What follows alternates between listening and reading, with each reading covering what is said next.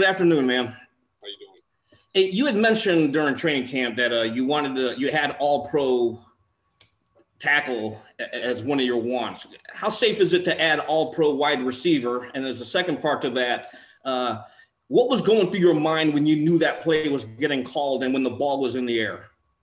Yeah, we had to go heavy personnel on that, and once Wiley was down, I didn't think there was a chance we were calling it, so kind of surprised me, which might have been a good thing. That way I wasn't thinking about it the whole game.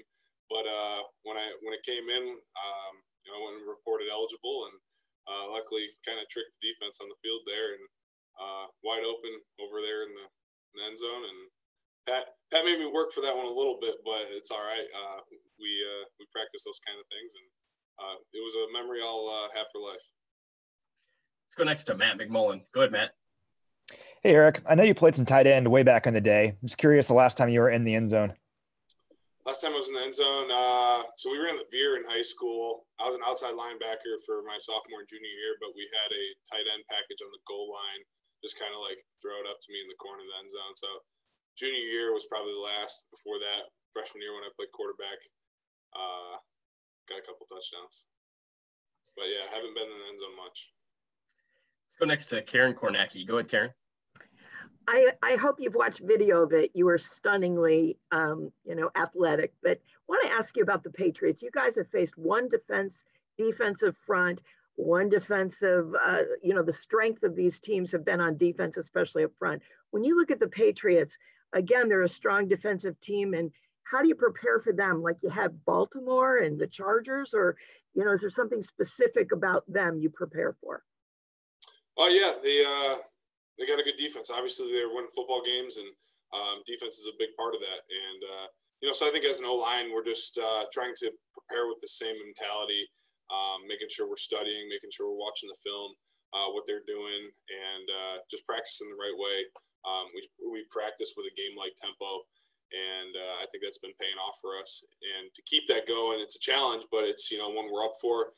And Coach Reed, doesn't accept anything but it. So, we're excited for another challenge this week, and the challenges will just continue. We got a big bullseye on our back. Coming off the Super Bowl win, and we've started this thing right. We just got to keep it going. Let's go next to Steve Walls. Go ahead, Steve. Hey, what's happening, Fish? What's up? Hey, with only a limited number of fans at the game on Monday, on the TV broadcast, Patrick could be heard calling out the blitz with his pre-snap read of the defense. Is that one of the areas in his game where you feel like he has progressed? Yeah, I mean, he's got a knack for it. He's doing a great job seeing that stuff, but as an O-line, we're also preparing for that stuff. We knew what was coming the other night, and obviously we call it a flavor of the week. They're gonna tweak it every week a little differently. We'll see something different than what's been on film this week. Also, we just once we see it once in the game, we make a sideline adjustment for what we're gonna how we're gonna handle that. And we just, keep doing our thing. But, yeah, I mean, you're not always going to see exactly what you see on film. But we just handle that like pros and keep on rolling. Looks like we've got 4 more hands up, so we'll just go right down the line. Let's start with Todd Lebo. Go ahead, Todd. Hey, Eric, a couple of things. First off, it looked to me on the TV coverage like you might have wiped your hands on Patrick's towel and said something to him right before that play. If you could take me through that. And then the second part is just about having Wiley out right before the game. You've got a new guy next to you, just kind of what the cohesion of the line has been so far this year on those quick things where you have to have a change right before a game, and just how you've been working with Osimile. Yeah, I did wipe my hands off. If you come down in the trenches mid-game, you'll see there's a lot of sweat involved. So didn't want to let that one slip through my fingers. So I thought it was worth kind of sneakily wiping my hands off before that, and I'm glad I did. I got it in and put it in the end zone.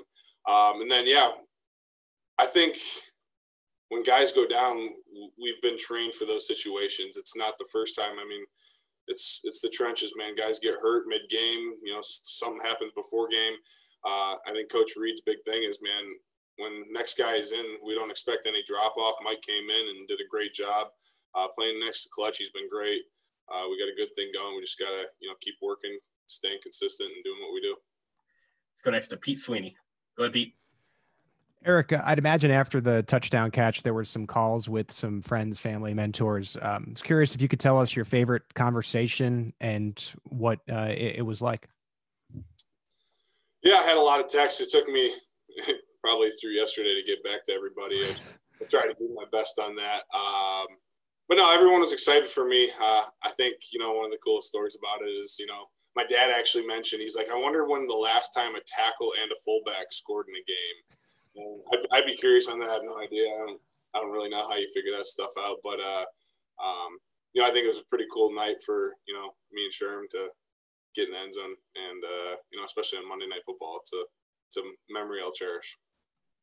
Looks like we've got two left, Sarin and then Blair. Go ahead, Sarin.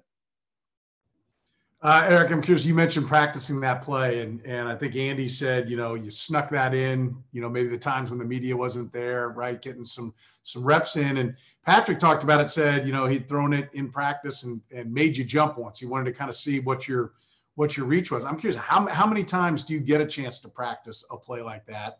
And then conversely, like, that's fun, right? The fans had fun. You guys clearly had fun with it. How much does Andy Reid having those kind of plays, be it in the game, but also in practice and getting to do some kind of unorthodox things, maybe lighten the mood and perhaps make you guys a better team because it does make the work part of the equation fun? Yeah, I think to start off, Coach Reid's got quite the playbook. So when we say like we practice something a lot, I mean 3 or 4 reps is practicing something a lot. We got a lot of stuff to get through in the week, and we get as much in as we can in our walkthrough and practice. So yeah, I think during our practice week, we probably ran it 3 times maybe, and we just kind of get the spot where I needed to be. And, with that, the end dropping with me a little bit, Pat had to put a little over the top, which I adjusted to, and I'm glad I was able to reel it in. And, it was fun. But yeah, we just prepare for, whatever Coach Reid's got dialed up, and we go out and execute. Go to the last one. We'll go to Blair Kirchhoff. Go, Blair.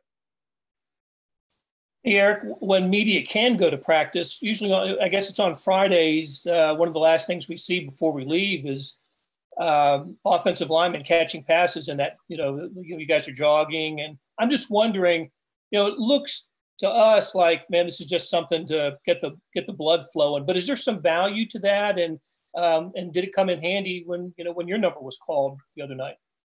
Yeah, for the O-line and D-line, man, we get our work in big time on Wednesday and Thursday in coaches' practices. And, Friday's like a polishing day. And I think starting off practice with that is like a little bit of a reward for working our butts off the last 2 days.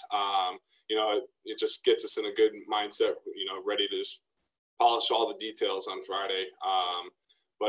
Yeah, I guess, over the years, obviously I've been doing that for 8 years on Friday practices. I'm guessing, maybe my hands got a little better, and, it's a fun period for us, but yeah, maybe possibly helped. Fish, we appreciate you joining us. Thanks for the time today. Thanks, guys.